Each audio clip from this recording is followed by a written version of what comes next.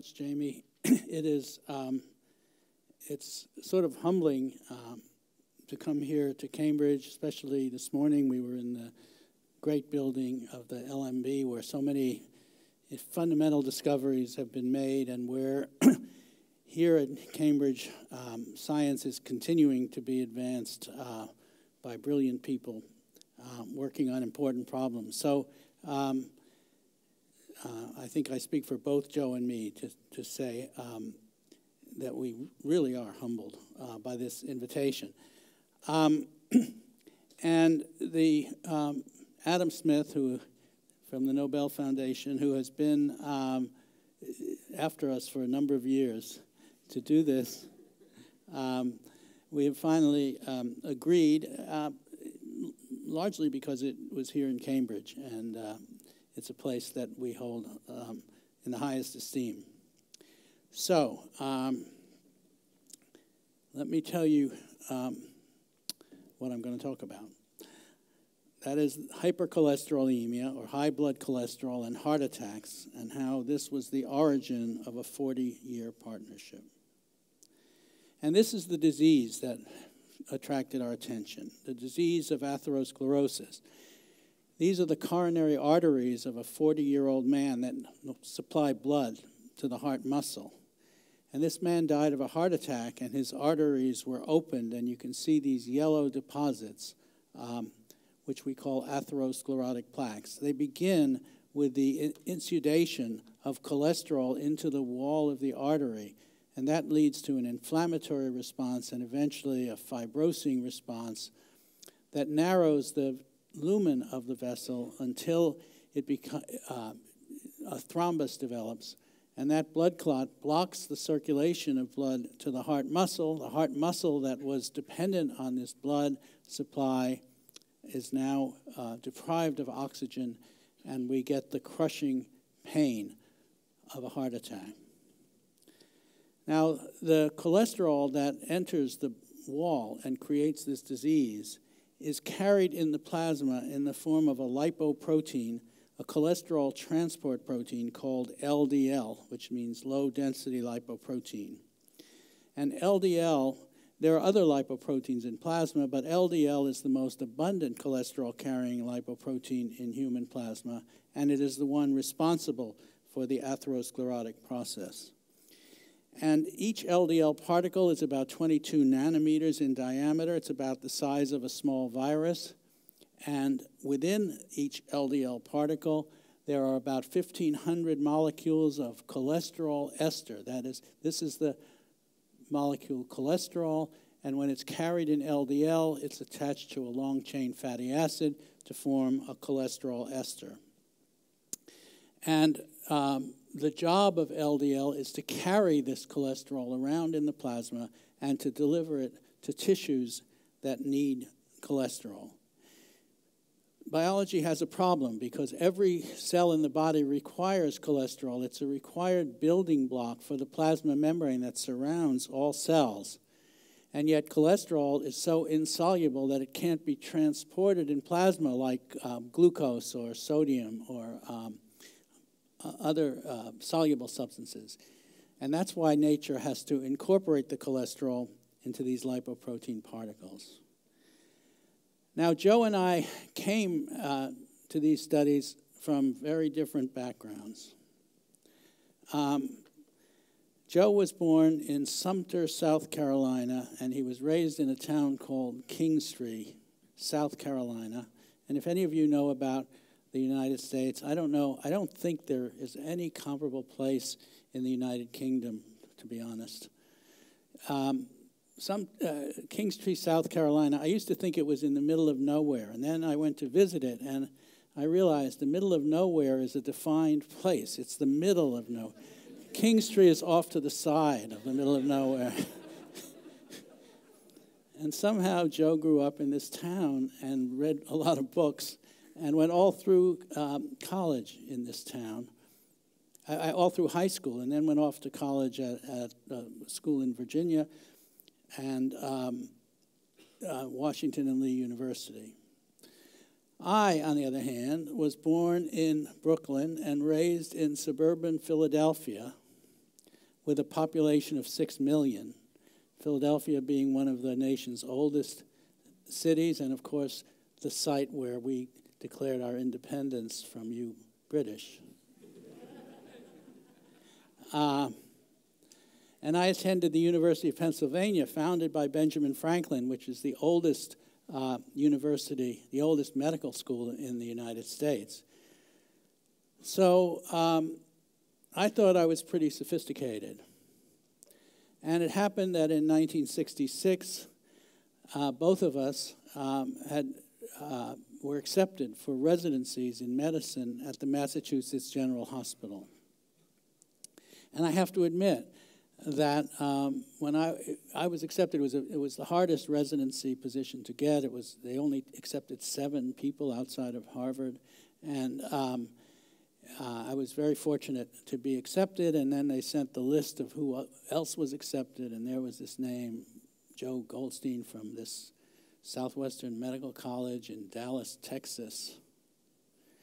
I thought it was a Bible school. And why in the world they would have accepted this fellow from this southern, Dallas was not a popular place back then. It was right after the assassination of John F. Kennedy, our president, in Dallas. And so I thought, well, probably nobody applied this year, and that's why they took him and me. But it was obvious I would say within a week of our residency, that this fellow was smarter than anybody else, not only in our residency group, but also in most of the faculty at the Mass General. And so I figured he was a pretty good guy to tag along with. And we became friends. We were really attracted to each other by our shared interest in the underpinning biological basis of disease.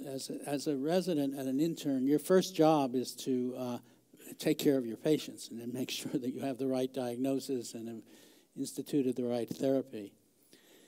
But after that, at these late night meals they used to serve in our cafeteria, Joe and I used to talk about the patients we had admitted that day, what was wrong with them, and what was the underlying science behind their diseases. And in particular, we were both interested in metabolic diseases. And I think that was really the basis of our friendship. And then really by chance, both of us, after we finished our residencies, were accepted for fellowships at the National Institutes of Health, a huge research institution run by the federal government outside of Washington.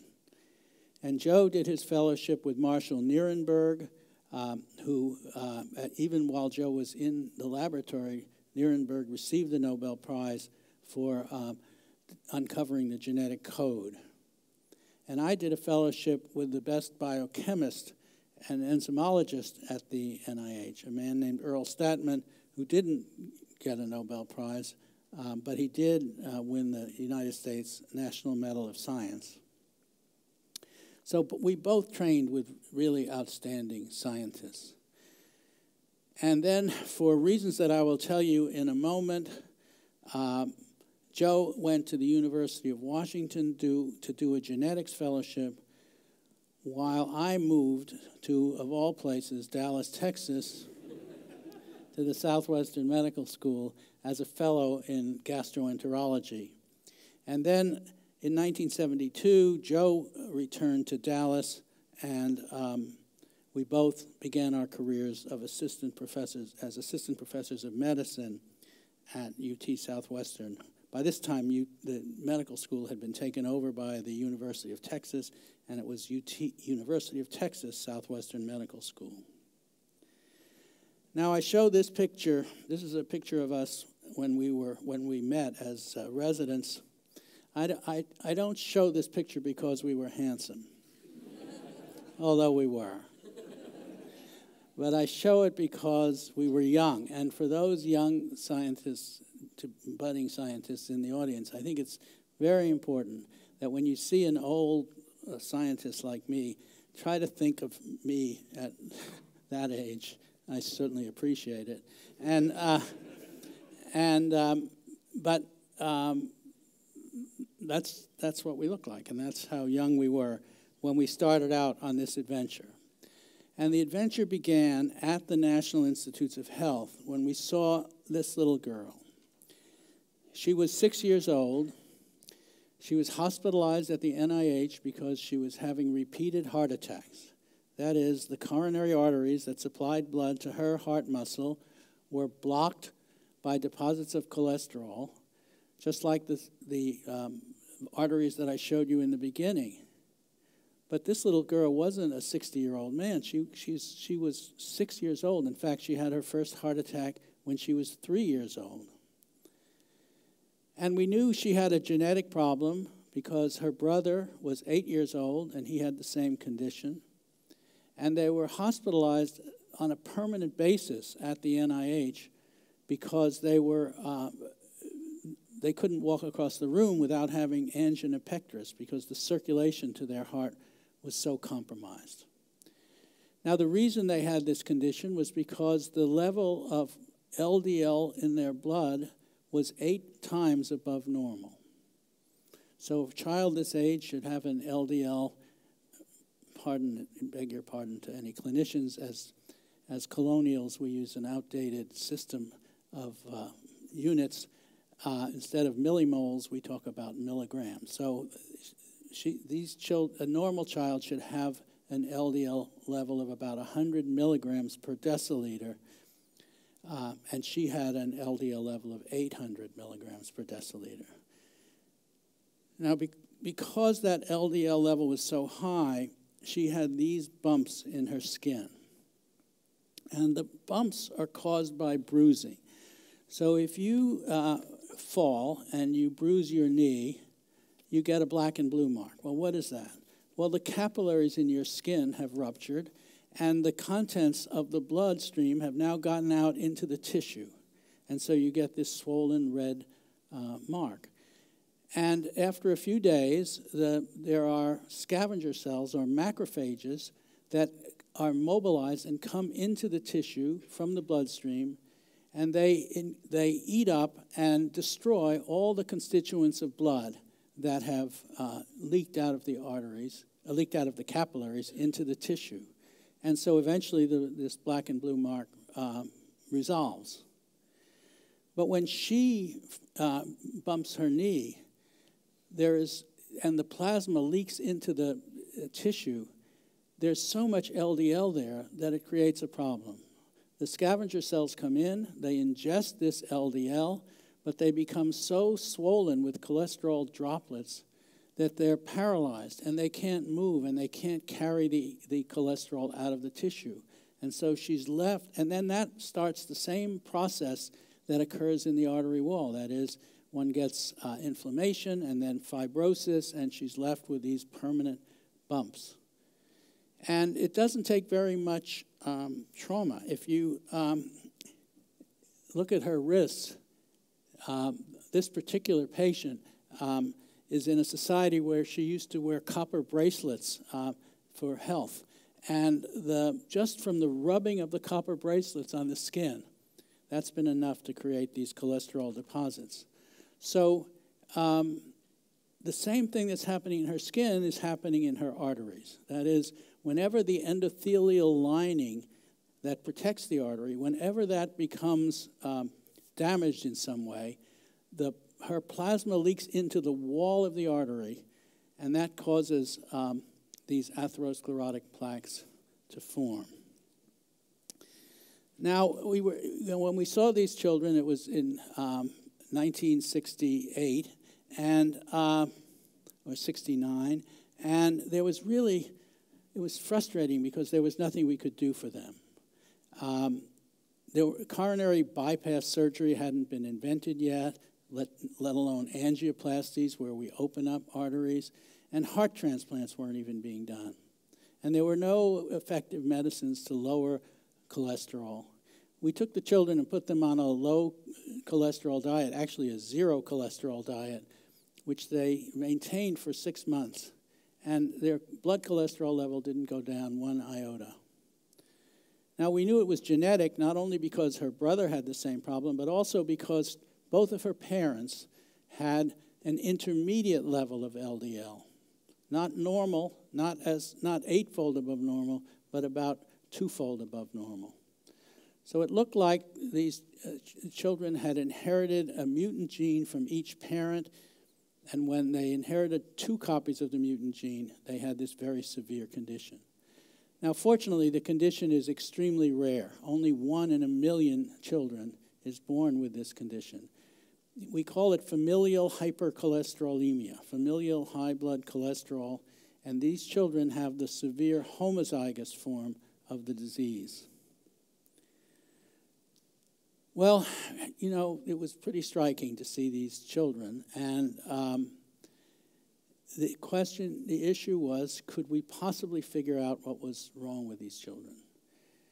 We were attracted to the problem not only because it was a challenge at a clinical level, but also because if you ignored the homozygous children, the heterozygous parents the pedigrees were a simple dominant trait.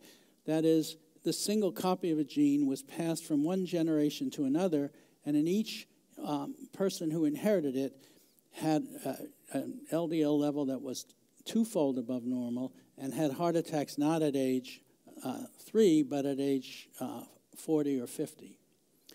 And nobody knew what a dominant disease gene would look like. Back in the early 70s, a number of recessive genes had been discovered, mostly causing inborn errors of metabolism, almost always enzyme defects. But in this case, it appeared to be something different because because an enzyme defect doesn't cause symptoms in the heterozygous carriers, only in the homozygotes. But in this case, the heterozygote had a disease. So that was the scientific challenge. We thought we might discover something new about biology. Now, Joe had been a medical student in Dallas, and he had promised our great professor, Donald Selden, that he would return there and start a program in medical genetics in Dallas. So if we were going to work on this disease together, I would have to go to Dallas. And believe me, it was not high on my list. It was even lower on the list of this young lady, who was my wife. And both of us had been born and raised in the northeast of the United States, and Dallas was the lowest. You know, my other offer was in San Francisco, and can you imagine? San Francisco, Dallas, San Francisco, Dallas. But I give my wife full credit, and I will forever give her credit, because she agreed to move with me to Dallas. I promised her it would be only for 1 year. But she's grown to love Dallas, and we've raised 2 lovely Texas daughters. All right, so now I go to Dallas, Joe joins me, and we set up an experiment. How are we going to study this condition? Well, we decided to use what was at that time relatively new technology, and that is to take biopsies from the affected individuals, grow the cells in tissue culture, and see whether we could find a defect in cholesterol metabolism in the tissue culture cells, because obviously if there's a mutant gene, it will be there in the tissue culture cells from the patients. And what was already known at that time was that there was a feedback mechanism that regulated the production of cholesterol. If you take a rat and put it on a low cholesterol diet, the rat liver will make lots of cholesterol and distribute it to the body. But if you feed the rat cholesterol so that cholesterol is coming in from the diet, cholesterol synthesis in the rat will decline. And it was also known that this feedback regulation was exerted primarily at the level of an enzyme in cholesterol biosynthesis called HMG-CoA reductase. It's the first dedicated enzyme to the cholesterol biosynthetic pathway. And so we had the idea that the problem in these children was that they couldn't turn off their HMG-CoA reductase activity. In fact, we thought that HMG-CoA reductase was an allosteric enzyme, that it had a cholesterol binding site that would bind cholesterol and turn off the activity, and that these children had a defect in the binding site on the enzyme that recognized cholesterol, so that they couldn't turn off their enzyme when cholesterol built up. And therefore, their bodies overproduced cholesterol, and that's why they had this high cholesterol problem. So to study this, we took tissue culture cells from normal children and from these rare children with homozygous familial hypercholesterolemia, and the experiment that launched us into space is shown here. So what we did was we took children, the cells from normal children, and incubated and grew the cells in serum. You know, tissue culture cells are normally grown in calf serum. And when we did that, and then we solubilized the cells, and we measured the activity of the enzyme HMG-CoA reductase. So when normal cells were grown in serum, remember the serum contains LDL. And sure enough, the cells had very low HMG-CoA reductase activity. But if we removed the LDL from the serum, over time, over 24 hours, the cells developed a 100-fold increase in HMG-CoA reductase activity. And also cholesterol synthesis. This reflects the rate of cholesterol synthesis in the cells. And then when we added LDL back, depending on the dose of LDL, we could turn off the HMG-CoA reductase and turn off cholesterol synthesis. So normal cells, when they are grown with access to cholesterol, had low activity, and then it increased, and it could be turned off. But the striking thing was cells from the first FH homozygote that we studied. Her HMG-CoA reductase activity was 100-fold above normal, even when grown in the presence of LDL. And there was no increase when LDL was removed, and there was no decrease when LDL was added back. Now this is, you know, when you do an experiment like this and you see these 100-fold changes, you're pretty sure that there's something very important underlying this. And that's the way we felt. It was really electrifying, literally electrifying at the time. And we decided that we were going to try to figure out, well, let me tell you our mistake. We thought that our hypothesis was correct. We thought that the HMG-CoA reductase enzyme was indeed an allosteric enzyme, and that these changes were due to the fact that the homozygote cells couldn't sense cholesterol, that their enzyme couldn't sense cholesterol. Then we did one experiment too many. Instead of removing and adding back LDL, we decided let's just add back cholesterol.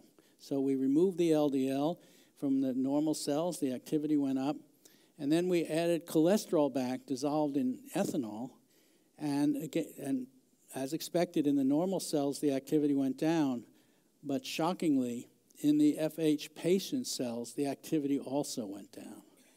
So when you added cholesterol to the medium, when you added cholesterol to the cells, there was no problem. They could respond perfectly normally.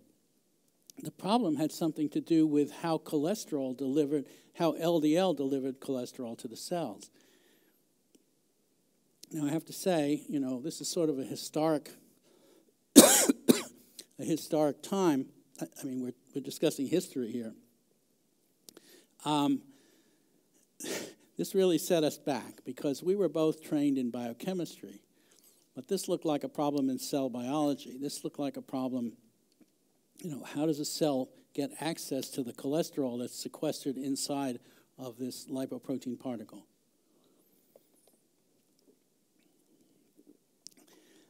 Even in retrospect, I can't imagine how we had the technical courage to try to work this out, but we did. And I'll summarize it on the next slide. What we found was that cells in tissue culture have two sources of cholesterol. They can synthesize cholesterol from this two-carbon precursor, acetyl-CoA, the key step being catalyzed by the HMG-CoA reductase enzyme. But normal cells can also supply themselves with cholesterol from LDL. And the way they do that is to produce a receptor that goes to the surface of the cell. LDL binds to that receptor. The LDL is then taken into the cell because the membrane that has the LDL receptors pinches off and carries the LDL into the cell in a vesicle.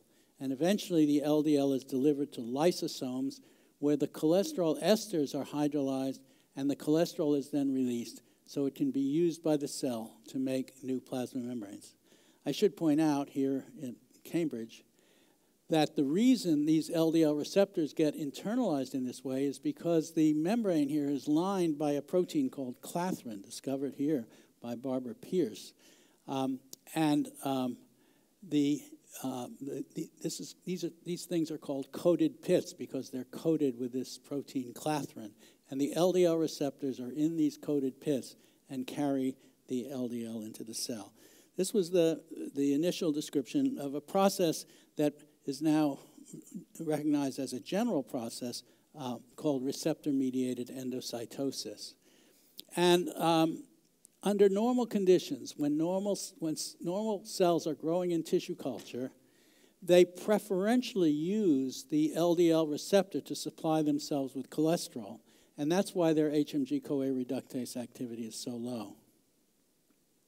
But if you remove the cholesterol, remove the LDL from the medium, now the cells have a deficit of cholesterol, and the normal cells massively upregulate their HMG-CoA reductase enzyme, and they also upregulate LDL receptors in an attempt to get more cholesterol. So again, the important point is that under normal conditions, normal fibroblasts were primarily using LDL as their source of cholesterol.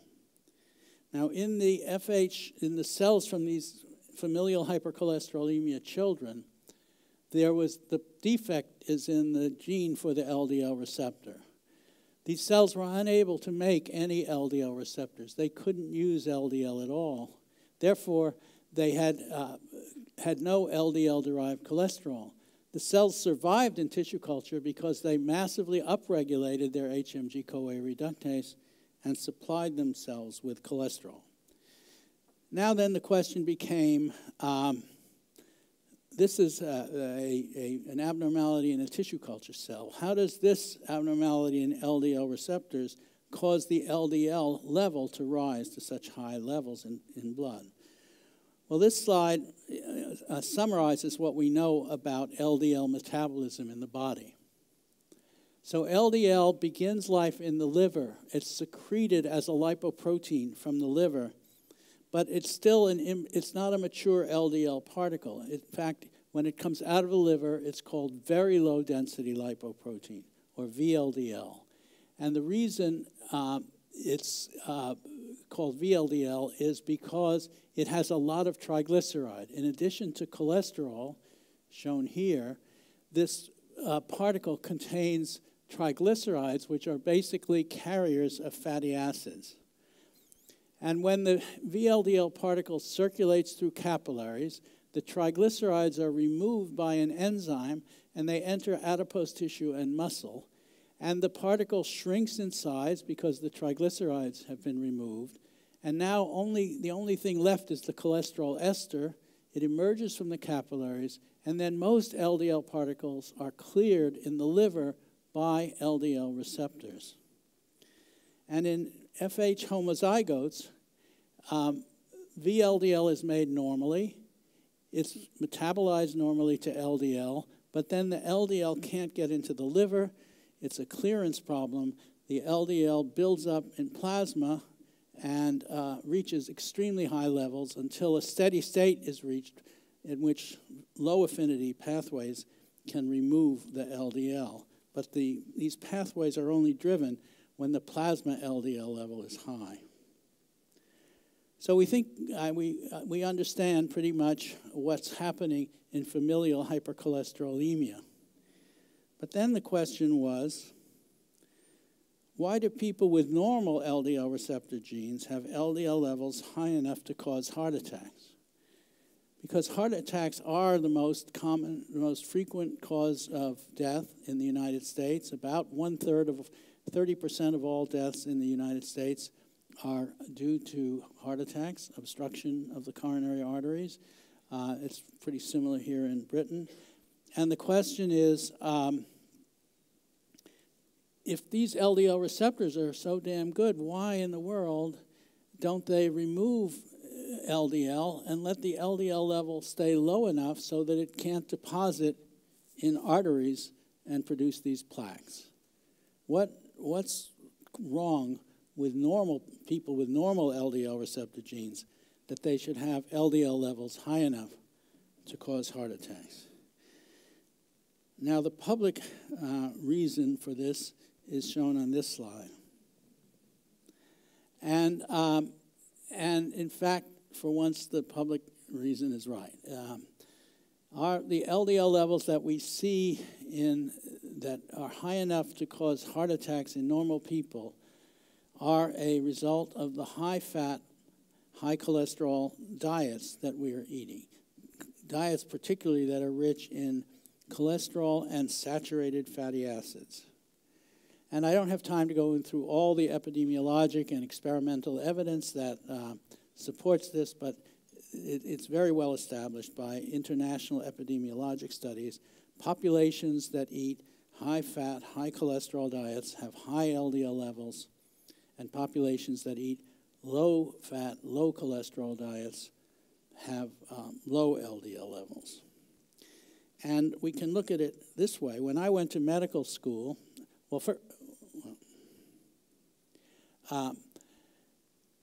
first of all, this is the bell-shaped curve of LDL in the plasma of 40-year-old people in North America and Europe. And the mean value for a 40-year-old man is an LDL level of about 120 milligrams per deciliter. And heart attacks begin to be frequent somewhere around 100 milligrams per deciliter, and they get progressively worse and more frequent as the LDL level rises. Now, when I went to medical school, we were taught that you weren't abnormal unless you were in the upper 10th percentile. And if you look at this population, you realize that you'd have to be somewhere around 150 milligrams per deciliter to be considered to have an elevated LDL level. But it turns out that's a very ethnocentric way of viewing the LDL. If you look at the human species as a whole, this is the curve that you get. The median LDL level for a human being is about 80 milligrams per deciliter, not 120 milligrams per deciliter. And the curve is skewed, but essentially everyone in our Western population is above the 90th percentile for the human species as a whole. Now, of course, this curve is heavily influenced because there's lots of people in China where the LDL level is extremely low.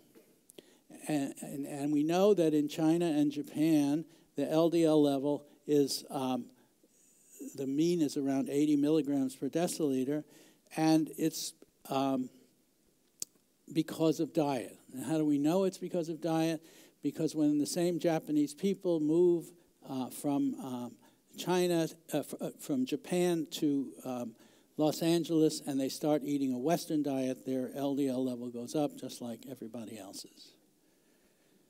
And traditionally, the diet in China and Japan is extremely low in cholesterol and saturated fat. Now, is this, who's right here? Is this the proper value for LDL, or is this the proper value for LDL as physiologic, healthy value? Well, for one thing, it doesn't matter whether you're born in China or Japan or London or Chicago. Newborn babies have an LDL level about 50 milligrams per deciliter. If you take blood from the umbilical cord of a newborn, this is at a time when growth is at the maximum, when the body needs the most cholesterol, the LDL level in a newborn baby is 50. And if you stay in a society where you eat low-fat, low-cholesterol diets, it will stay low. But if you start consuming, pizza and McDonald's and Kentucky Fried Chicken, the levels go up. And why is it? Well, first of all, let me say it turns out that the incidence of heart attacks goes up as the LDL level goes up. This is a large study. This is a prospective study in which people were ascertained, and then they were followed for 10 years to see how many heart attacks they would have. And this is plotted against the LDL level. Now, we call this calculated LDL because in these studies, they didn't actually measure LDL. They measured total cholesterol in plasma, but we can pretty much assume the percentage of plasma cholesterol that was accounted for by LDL.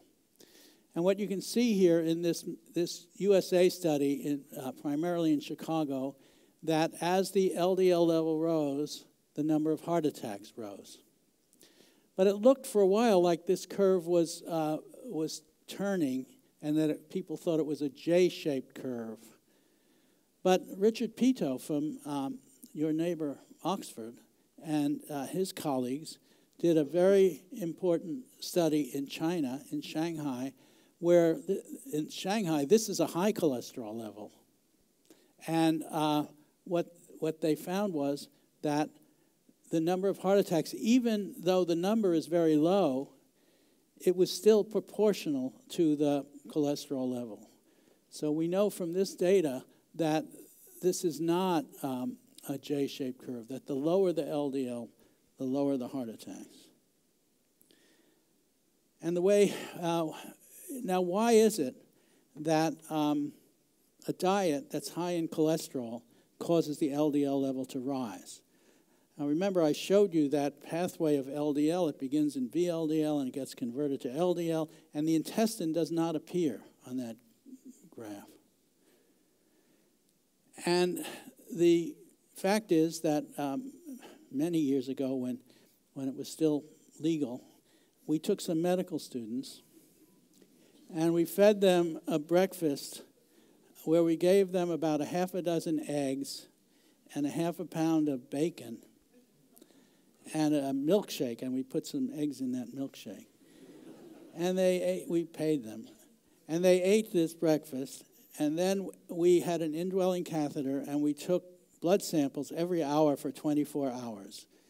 And the cholesterol level in blood didn't go up one bit, despite this enormous high cholesterol meal. And the reason for that is because when cholesterol enters the intestine, it's incorporated into a different lipoprotein particle that rapidly delivers the cholesterol to the liver.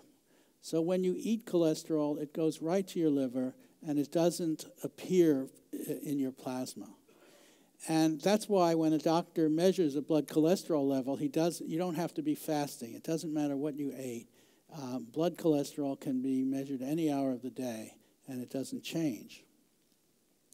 So feeding cholesterol doesn't cause a high cholesterol diet, a high cholesterol in the blood.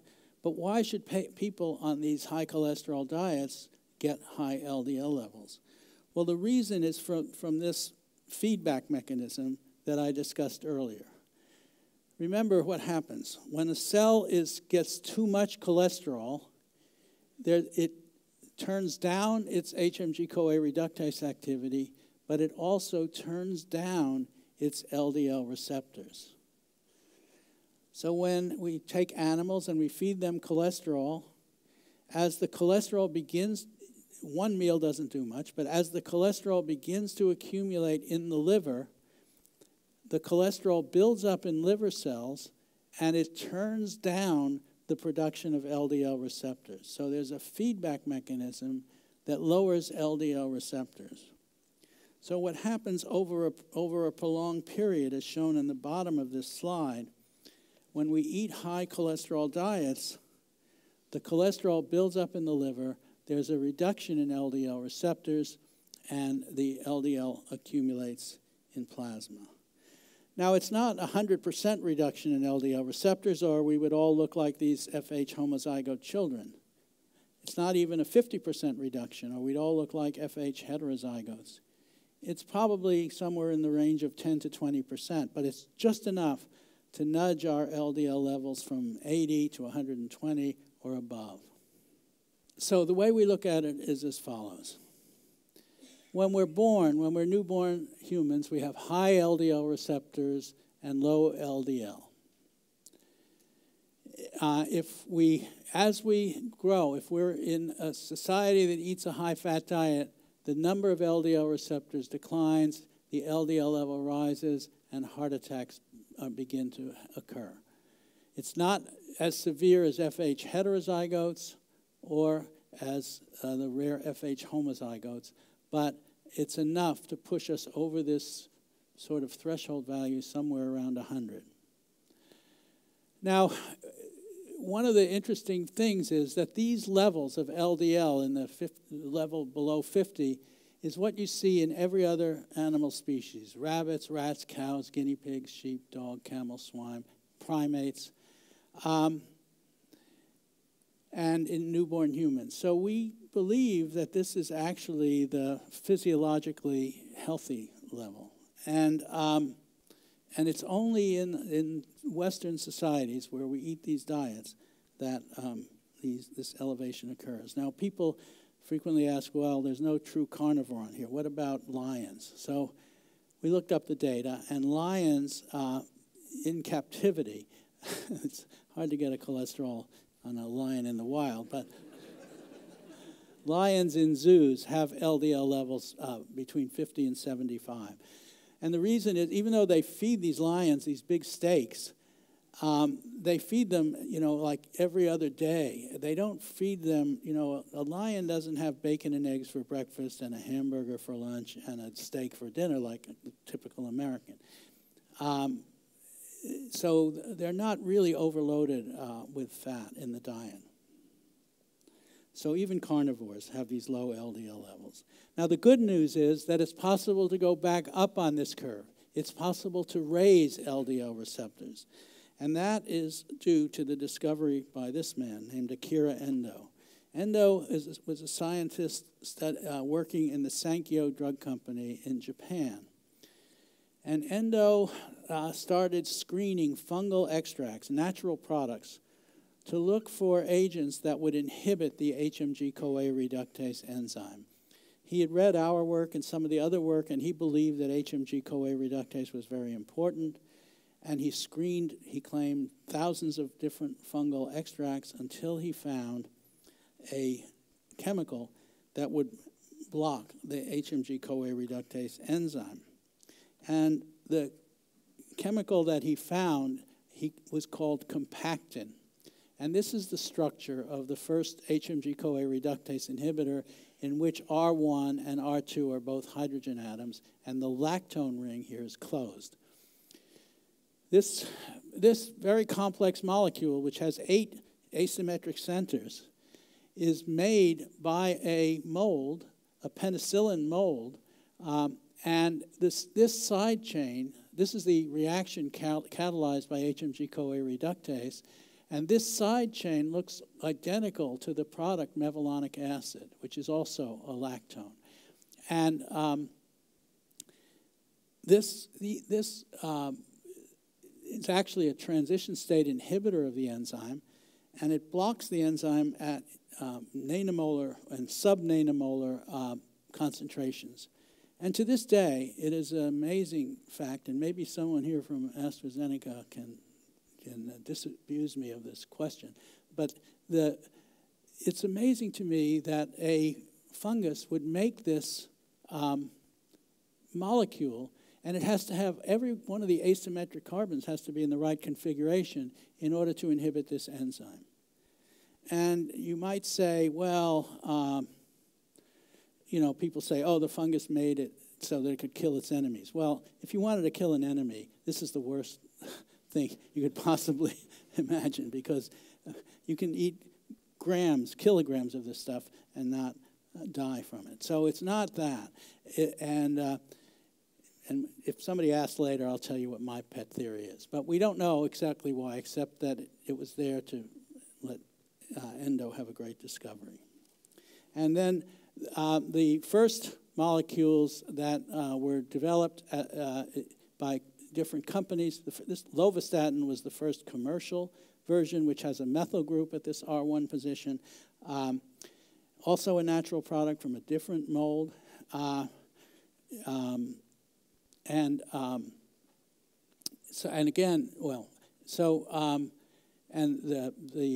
There are two more that are not listed here, atorvastatin and rosuvastatin, which are actually synthetic. So finally, chemists learned from nature how to make an inhibitor of this enzyme. And so we read Endo's paper describing this inhibitor. And again, if somebody asks in the questions, I'll tell you how the Beecham company screwed up. But we were able to get some of this inhibitor. And we had this idea that we could exploit this control mechanism to upregulate LDL receptors. Because since the cells are making cholesterol and taking it up from LDL, if we had administered a reductase inhibitor, it should block this source of cholesterol, forcing the cells to rely more on LDL and causing them to increase their production of LDL receptors. And we showed this originally in tissue culture cells, and then we did the following experiment in dogs. And we took dogs, which, by the way, naturally have quite a low LDL level of about 20 milligrams per deciliter. But nevertheless, we fed them one of the early statins called lovastatin, which was actually a commercial product back in 1981. We fed them, these dogs, lovastatin, and you see what happened. The plasma LDL went down from 20 down to about 5. And we labeled LDL with iodine 125 and injected it into the circulation and drew blood samples to find out how quickly that LDL was removed from plasma. So a normal dog removes 1.5 pools per day of LDL from plasma. I'm sorry, the normal dog removes about 3 pools per day. I'm sorry, the normal does 1.5. Remember, this is 1981. A normal dog removed 1.5 pools per day, but when it was given the HMG-CoA reductase inhibitor, the rate of removal from plasma was elevated, and then tragically we had to sacrifice these dogs, and we were able to take liver membranes from the liver cells and measure their ability to bind LDL, and indeed we saw this increase in the number of LDL receptors, which was responsible for the increased removal of LDL and the decrease in plasma LDL. So then of course, these drugs were tested in humans, and they had a similar response, at least as far as LDL clearance and plasma LDL levels were. And then the question was, would this reduce heart attacks? And the next slide summarizes the results. There are of 5 studies. So there have been a total of 26 studies done in which patients at very high risk for a heart attack, in each case, these are people who have either had a previous heart attack or had an angiogram and were known to have narrowing of their coronary arteries, or had other reasons to be at very high risk for a heart attack. They're generally men between the ages of 50 and 65. And the men are divided into 2 groups, and one group is given a placebo, shown here in the open circles, and or a statin, as shown by the arrowheads. And then they're followed for 5 years, and the heart attacks are counted, and the LDL is measured. And this is the first such study. It was done, the 4S study, done with simvastatin, one of the early statins, done in the in the late 1980s. And what you can see is that the statin lowered the cholesterol and lowered the heart attacks. And then each one of these studies has had a very similar effect. Now, there are a couple of interesting things about this. This I think, is very instructive, because they took, if you tried to do this study today, at least in America, you would definitely go to jail.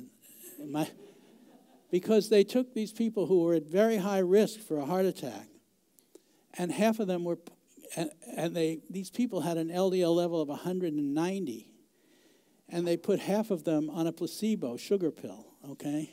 Now, you can't do that anymore. But it was able to be done in the 1980s, and I know, and this was done in Scandinavia, and I know AstraZeneca has Scandinavian roots, but the fact is, it was perfectly okay to do this because people didn't realize that 190 LDL level was bad for you. And this is the other interesting study. So they took people who were at high risk. They gave them 10 milligrams of atorvastatin, and they took all the people who had gotten their LDL level down to 100.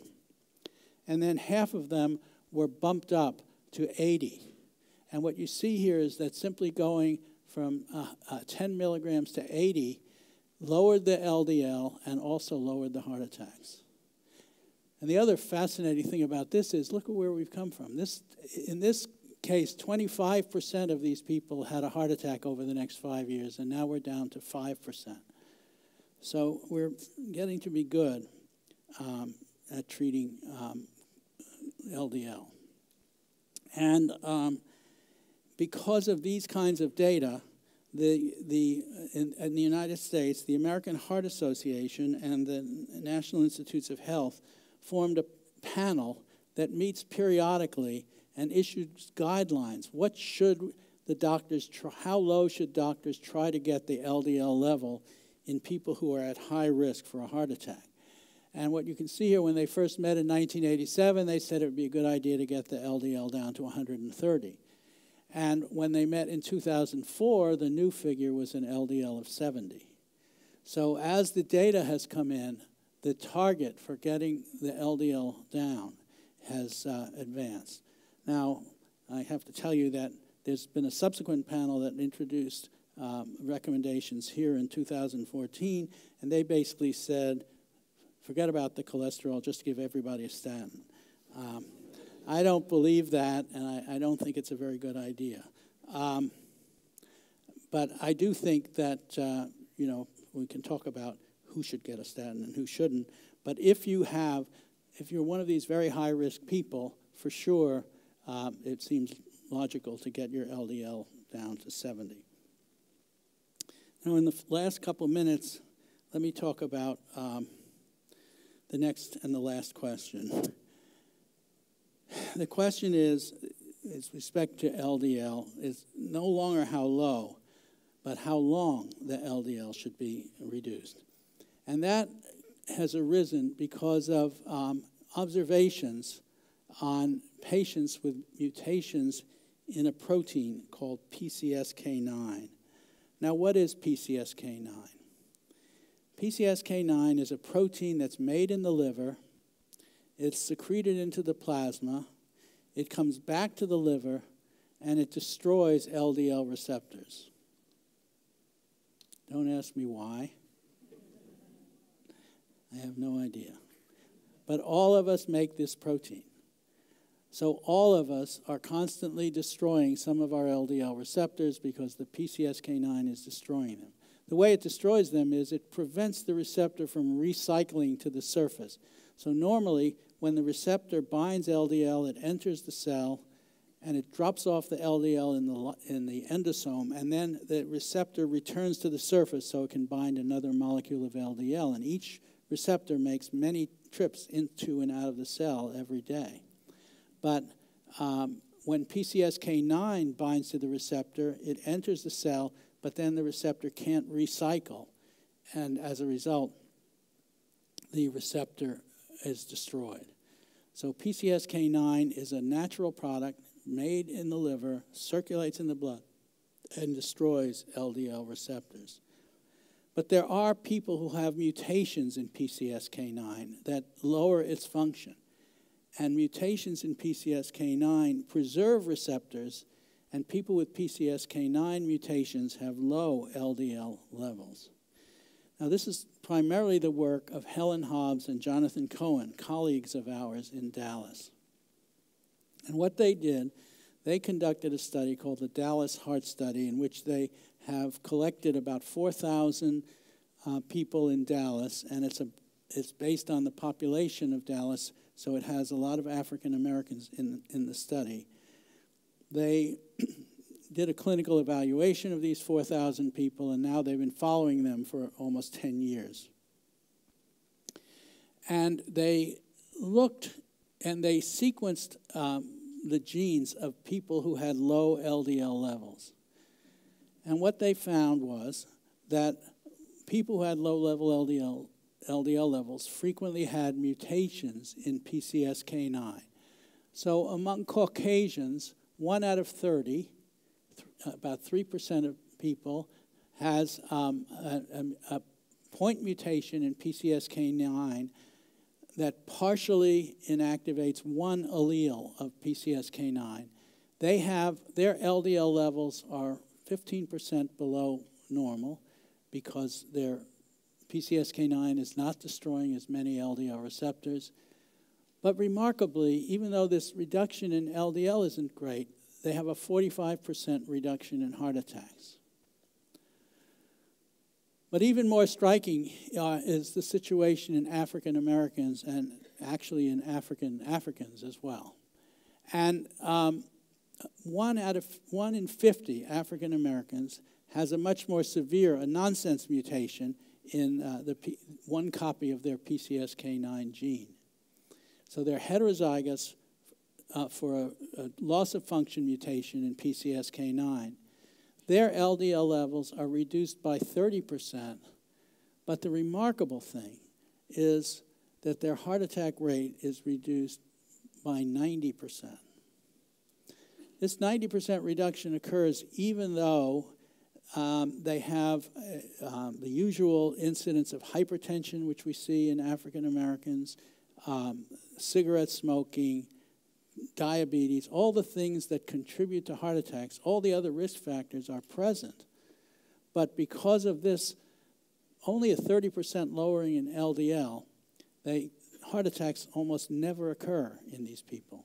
And this study was performed in a much bigger population from Houston, Texas. So clearly, having a PCSK9 mutation is a very good thing because it preserves your LDL receptors and can lower heart attacks. And this slide shows, compares what happens when you lower LDL with a statin compared with a PCSK9, compared to what happens in people who have PCSK9 mutations.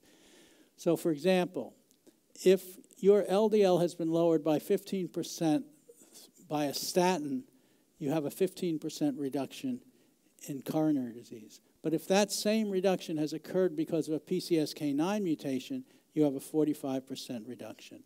Similarly, if LDL is lowered by 30% with a statin, you have a 30% reduction in coronary disease versus a 90% reduction with the same degree of LDL lowering. Now the question is, why is the PCSK9 effect so much greater than the statin effect? And Joe and I believe that the reason is because the PCSK9 effect has been there throughout the life of the individual. People with PCSK9 mutations, we know, have low LDL levels from childhood onward. So they have never had the opportunity to develop atherosclerotic plaques.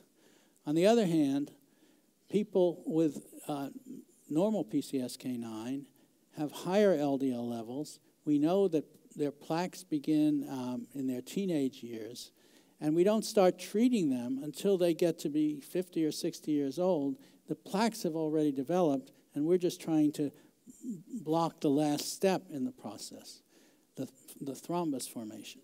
So the fact is that to us, these data suggest that the most important thing is to have the LDL, the low LDL level, for a long time before the atherosclerotic plaques grow large. And if you do so, you probably don't need such a low LDL level. Just a slight reduction might be enough to do a lot of good. Now you can imagine, because mutation in PCSK9 lowers PCSK9 activity, lowers LDL, and markedly reduces heart attacks, this has not escaped the attention of the pharmaceutical industry. And since PCSK9 is a circulating plasma protein, several companies, and I wouldn't doubt that AstraZeneca is among them, have developed, and MedImmune, have developed monoclonal antibodies against PCSK9 as potential cholesterol-lowering drugs. And this shows the results of one phase 2 study in which people were injected with different doses of a monoclonal antibody against PCSK9. It's a subcutaneous injection, and what you can see here is over 20 days or so, the LDL level from this single injection is reduced by 60%. And so a number of companies are now competing in the US and presumably here in Europe for approval for an anti-PCSK9 drug. Now, the huge question is, at least in the US, will the FDA approve a drug simply on the basis of LDL lowering, or will they require a 5-year trial to show that you reduce heart attacks? And many people think that you can make a convincing argument based on the people with the PCSK9 mutations that, in fact, lowering LDL by knocking down PCSK9 will almost certainly prevent heart attacks. So we don't know. I mean, if the FDA accepts the LDL lowering argument, the drugs could be approved as early as the end of next year.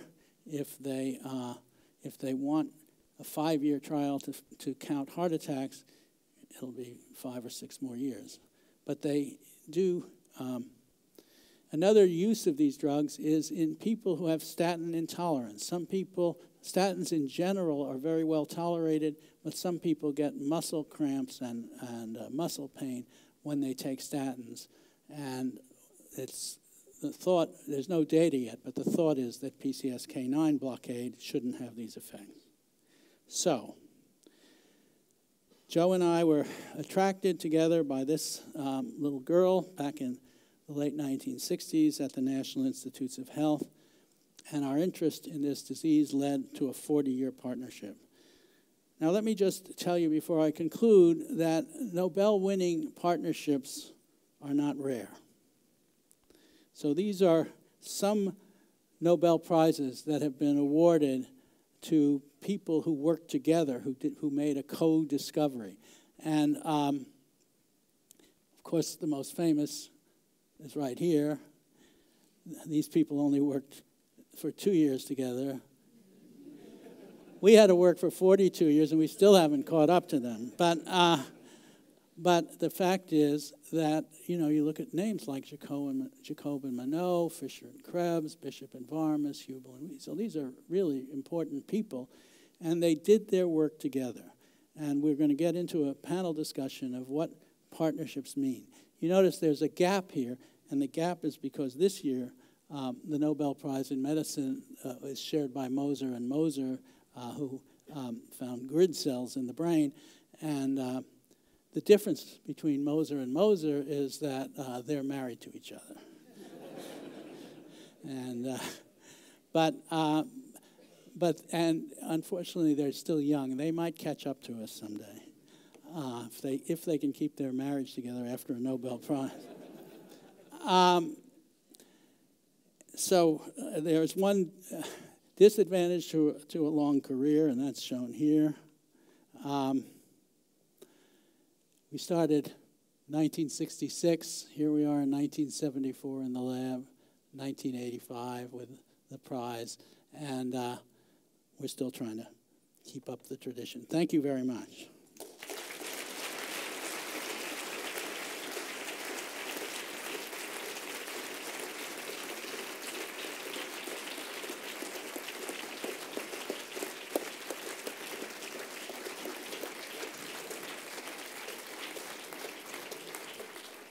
So, questions? Yeah.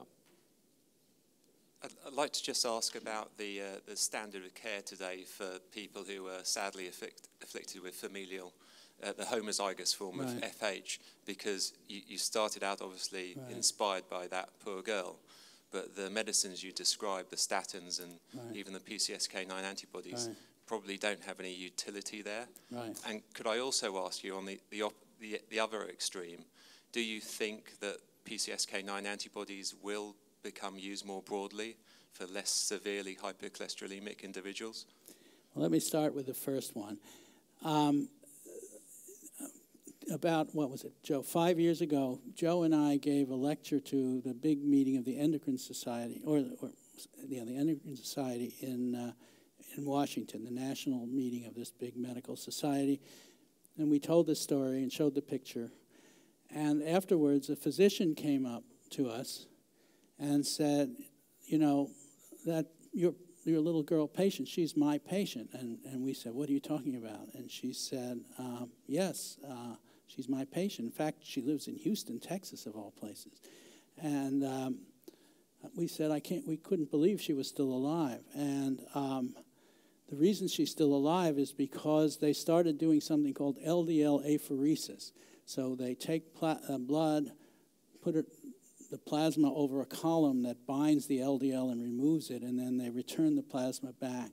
And she's had this procedure done every week or two for the last 40-some-odd years, and it's been able to keep her LDL low enough just by brute force removing LDL from plasma. It's been able to keep her LDL low enough so she's lived a normal life. In fact, she even had several children. So that was extremely heartening. Her brother, unfortunately, died in his teenage years. So the way of treating them is through this LDL pheresis procedure, which is, it's quite, it's not a convenient thing that they have to keep coming in every week or two to have this treatment, because the LDL immediately starts creeping back up again.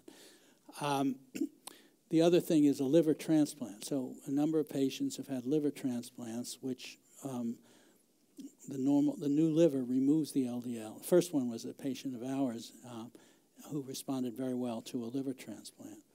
And so those are the two main ways. Now, there are some patients who have two mutant LDL receptor genes, but the mutations don't destroy the function completely. They're amino acid substitutions that lower the function. They can respond to statins, and they can respond. It's a new medicine that actually lowers the secretion of VLDL from the liver, and some of these homozygotes are being treated that way. And then the anti-PCSK9. I think we really don't know who the market, who's going to be using anti-PCSK9. I think to me the initial uptake will be in people who are really frightened and people who've either had a heart attack or everyone in their family has died of a heart attack at age 48 and they're 47. Those kinds of people. I think it'll be very high risk people. My personal view is that statins should be sufficient for most people. And if you don't have these muscle problems and you start early enough, I think statins should be adequate. Yeah, you had a question, I think. Yeah. One of the things about statins is that when you give a statin plus an anti-PCSK9, it's additive.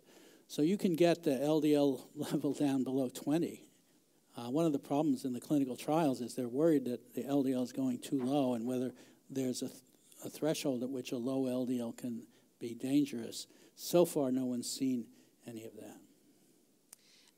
I have a question regarding the LDL levels in the newborns. So you showed that there is in general an association with the level of cholesterol in the diet. Yeah. Is there still a gradient in the newborns depending on the diet of the mother? No, there's no effect of the mother's diet on the LDL level in the newborns. That's been studied.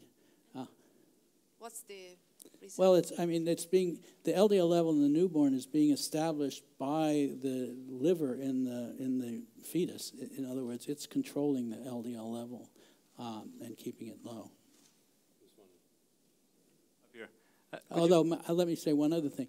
We did do a prenatal diagnosis of a FH homozygote child, and the sample said that the child would inherit the 2 mutant genes, and the parents chose to have an abortion, and the fetus had a very high level of LDL, and in fact had cholesterol infiltration into its tissues, even though it was only a fetus. So the LDL receptor is essential during fetal life as well. Could you kindly comment on the complex interaction between HDL and LDL? Yes. You notice I didn't mention HDL. HDL is a puzzle, okay? Statistically, if you have a high level of HDL, at any given level of LDL, if you have a high level of HDL, you are relatively protected from heart attacks. And vice versa, if you have a low level of HDL, you are more likely to have a heart attack. The problem with interpreting those data is that the HDL level is really determined by insulin and by triglyceride metabolism. And as a result of that, most people with low HDL levels have what we call the metabolic syndrome. They tend to be obese and have insulin resistance. And that clouds the picture of interpreting what HDL is actually doing. So linking this epidemiologic finding to physiology has been a real problem. And the second disappointment has been that agents that raise HDL, like nicotinic acid, which raises HDL, doesn't reduce heart attacks in the clinical trials. And in fact, there are inhibitors of something called CETP, which actually causes HDL to build up to very high levels. And when a trial was done on that HDL elevating drug, there were more heart attacks in the treated patients. So, basically, I just don't think we know enough about HDL physiology to know. I wanted to ask about LDL levels and overall mortality. So I thought there was some evidence that if it goes too low, that overall death rates increase, maybe from other diseases. There are data showing that if somebody has a low LDL, they have a higher chance of dying within about a year or two. And those deaths are caused by cancer. So patients who have apparently even subclinical malignancies can be reflected in a low LDL. But the studies of 170,000 patients treated with statins, and looked at very, very carefully, there's no excess of deaths from any other reason, including cancer. Hi. So you mentioned how the reason why the people with the PCSK9 mutation had basically because throughout life they don't ever form atherosclerotic plaque. So if that was the reason, then would it be recommended to have statins as basically a prophylactic therapy throughout life? Well, that's the big question. That's the big question. This new recommendation by the American ACC, the American College of Cardiology, it has such loose criteria for starting a statin that one could interpret it as recommending statins for every middle-aged person. I think that's too extreme. You just don't want to treat a lot of people who don't need a drug. You don't want to treat them with a drug. The challenge, if there's any cardiologists in this audience, the challenge is really to the radiologists and the cardiologists. What we need to do, we can't tell. Two people have an LDL of 120 and they're otherwise identical metabolically. One will have a heart attack, the other won't. We need to have a way of picking up the earliest signs of atherosclerosis so that we can institute therapy early and not wait for symptoms to develop. Thank you for a lovely talk. Statins cut the risk of coronary disease and stroke equally well, almost all stroke subtypes equally well, and yet the epidemiological correlations between LDL cholesterol and coronary disease are about 3 times stronger than for stroke. How do you reconcile that apparent paradox? That was a surprise. I agree with you completely. But the problem is that the epidemiology is very difficult because strokes are primarily associated with hypertension. So you look at the populations like Japan, where there's very low LDL and yet high strokes. It's because of the hypertension. So I just have a feeling that the epidemiology has probably been misleading, and that lowering LDL does. Joseph and Goldstein and I do not believe that there are any pleiotropic actions of statins. Some people think, use this evidence about strokes and say, statins just aren't lowering LDL because lowering LDL shouldn't affect strokes, and therefore statins must have some other anti-inflammatory effect or some other magical thing. The fact is that at the doses used in humans, statins pretty much only partially block cholesterol synthesis in the liver and don't really, I don't think there's any evidence they do anything else. John's an epidemiologist, so he'll be epidemiologist. Well, shall we have one more question, then we might break for tea for a bit. Afternoon. You said a lot about lowering LDL over the course of a lifetime, but a lot of the patients who are taking statins are 80 or 90. How do you feel about that? I think that's a tremendously important question. That's maybe among the most important questions that have to be answered. None of these trials involved 80 or 90-year-old people. If someone's made it to 80 or 90 and they seem to be living comfortably with their LDL,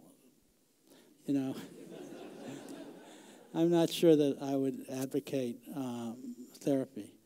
The other question is about women, because the vast majority of the patients who are studied have been men. There are a couple of trials that have enough women to know that there is a good effect on women. But we really don't know very much about when to start statins in women. Heart attacks are the most frequent cause of death in women, as they are in men, but they tend to occur at a later age. So women and the elderly are two populations that need to be examined. I get a little chills sometimes when an 80-year-old person says, my doctor just started me on a statin. It's clear that some people can live very well with their high LDL levels. I once was in Toronto, and they took me to see an 80-year-old woman who had heterozygous familial hypercholesterolemia. And she had a total cholesterol of about 400 for her whole life. She'd been followed there for many years, and it was before statins. And people who have that high cholesterol, who have this disease, get deposits of cholesterol in the tendons around their ankle, called tendon xanthomas. And she was this 80-year-old woman was in to have surgery to remove these deposits from her ankles because she couldn't get her ballet slippers on properly. So there are arteries. Some people, for whatever reason, have very resistant arteries, and we really don't know what that is all about. Can I ask you a final question then? Yeah. So are you taking a statin yourself? I am. And roughly when did you start? I started about 12 years ago. But, I'm a little overweight, as you can see. And I just figured, even though I have a low LDL level to begin with, but I thought it would be prudent. But before I took the statin, before I started, I made a diary of how much muscle stiffness I had every morning when I woke up, so I could be sure that when I got that muscle stiffness after I started the statin, it was no different than what I had before I had the statin. Well, look, on behalf of us all, thank you really for a terrific talk, Michael. Thank you. Oh, by the way, let me give a plug to my partner, Joe. So tomorrow, Joe will be telling you all about what we've been doing since 1985. And it's a really interesting story, and it has some very good science in it. Yeah, so that's a terrific half of the story. Do come for that if you can. But this afternoon, after the break, as they say on television, so be sure to tune in again after the break. We want you back in here for 4 o'clock, if you could, for an exciting panel discussion. Between now and then, there's a chance to get some cholesterol loading outside. So could we all just thank Michael Brown very much indeed for a terrific lecture.